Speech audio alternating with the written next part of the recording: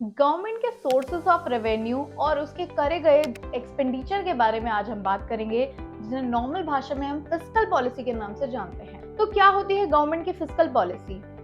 Government पूरे साल में जितना भी रेवेन्यू अलग अलग सोर्सेस से कमाती है और उस रेवेन्यू को जहां जहां एक्सपेंडिचर के तौर पे खर्च करती है, उसे हम गवर्नमेंट की फिस्कल पॉलिसी कहते हैं। अब गवर्नमेंट के सोर्सेस ऑफ रेवेन्यू बेसिकली दो कैटेगरीज में डिवाइड किया जाता है।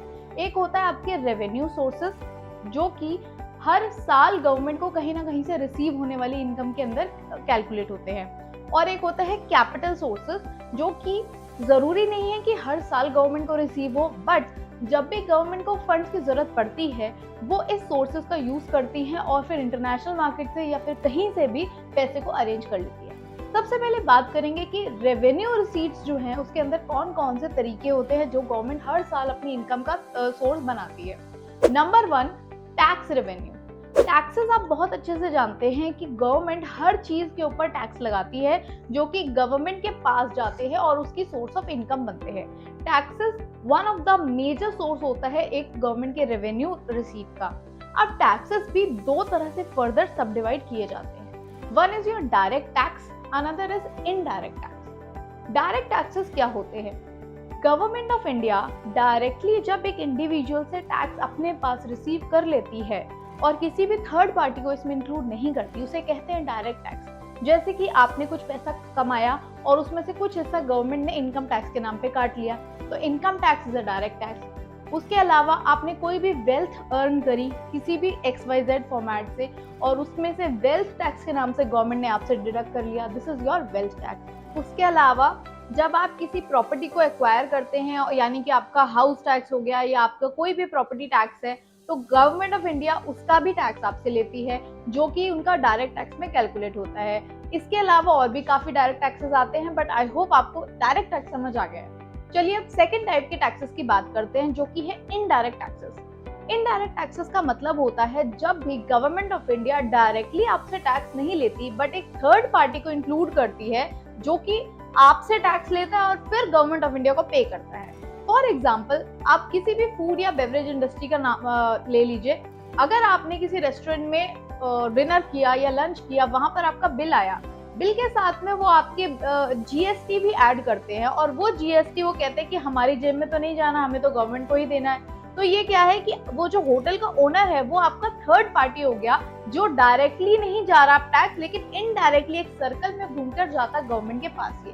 अब बात करते हैं कितने तरह के इनडायरेक्ट टैक्सेस होते हैं। नंबर 1 GST, जिसका एग्जांपल मैंने आपको दे ही दिया। नंबर 2 सर्विस टैक्स, जो कि किसी भी सर्विसेज के बदले में आपको देना पड़ता है। Number 3 custom. नंबर 4 एक्साइज, और कई सारी कमोडिटीज के ऊपर जो भी extra liquor tax, tobacco tax, जो भी एक्स्ट्रा टैक्सेस लगते हैं वो सब आपके इनडायरेक्ट टैक्सेस में आते हैं। इनडायरेक्ट टैक्सेस में अपने आप में कुछ 17 से 18 टैक्सेस इंक्लूड करते हैं, जो कि आप गूगल पे जाकर सर्च कर सकते हैं। मेरा यहाँ पर काम था आपको मीनिंग समझाना। आगे चलते हैं। गवर्नमेंट के पास टैक्सेस के अलावा कुछ नॉन टैक्स रेवेन्यू के भी सोर्सेज होते हैं, जो कि हर साल उसे यूजुअली मिल ही जाते हैं।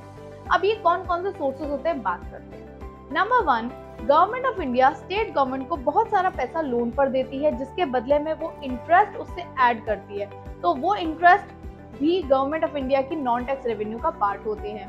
Number 2, profits. कोई भी गवर्नमेंट ऑफ इंडिया के कंपनी जो है, अब आप देखिए जो PSUs है, जो भी गवर्नमेंट कंपनी है जो कि गवर्नमेंट के पास उसकी शेयर होल्डिंग है, उसके अर्न करे गए सारे प्रॉफिट्स अल्टीमेटली किसके पास जाते हैं? वो उसी गवर्नमेंट ऑफ इंडिया के पास जाते हैं।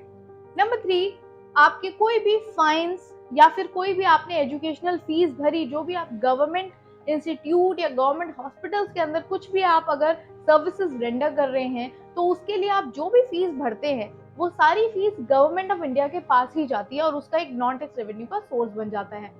नंबर 4, गवर्नमेंट के पास कोई भी गिफ्ट्स या ग्रांट्स रिसीव होते हैं, जो कि सालाना तौर पर उसे मिलते हैं, नॉट कैपिटल रिसीव, जो कि हर साल उसे रिसीव होते हैं। इस तरह के गिफ्ट्स या ग्रांट्स भी गवर्नमेंट ऑफ इंडिया के नॉन टैक्स रेवेन्यू सोर्सेज का ही पार्ट होते हैं। तो यहाँ पर हमने खत्म किया कि गवर्नमेंट ऑफ इंडिया के हर साल के कितने टाइप के रेवेन्यू सोर्सेज होते हैं इनकम के। नेक्स्ट हम बात करेंगे कि गवर्नमेंट की कैपिटल रिसीट के अंदर कौन कौन सी चीजें आ जाती है। सबसे पहले कैपिटल रिसीट वो होती है जो कि इमरजेंसी फंड्स की रिक्वायरमेंट के टाइम पे government of India international market से इमरजेंसी फंड इकट्ठे करती है।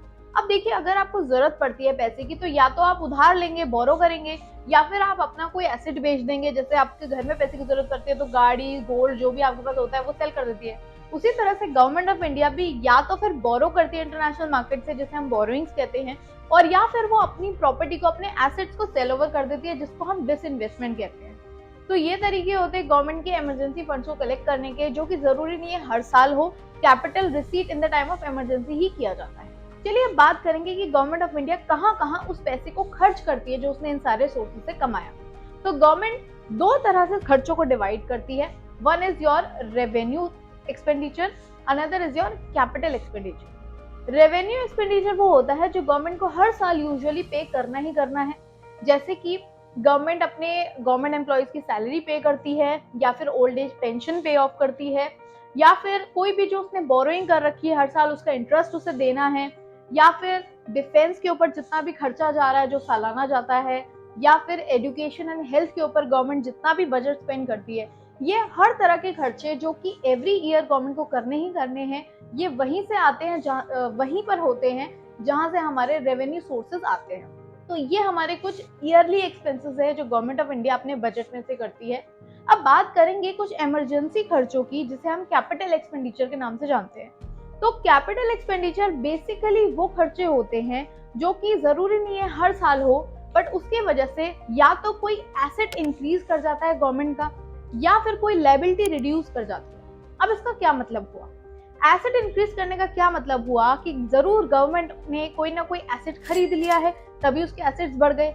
अब एसेट वो कैसे खरीदेगी? हो सकता है किसी इंडस्ट्री के लिए काफी सारी मशीनरी गवर्नमेंट ने खरीद ली, या फिर गवर्नमेंट ने कोई कंस्ट्रक्शन करा दिया, फ्लाईओवर बना दिया, एयरपोर्ट बना दिया।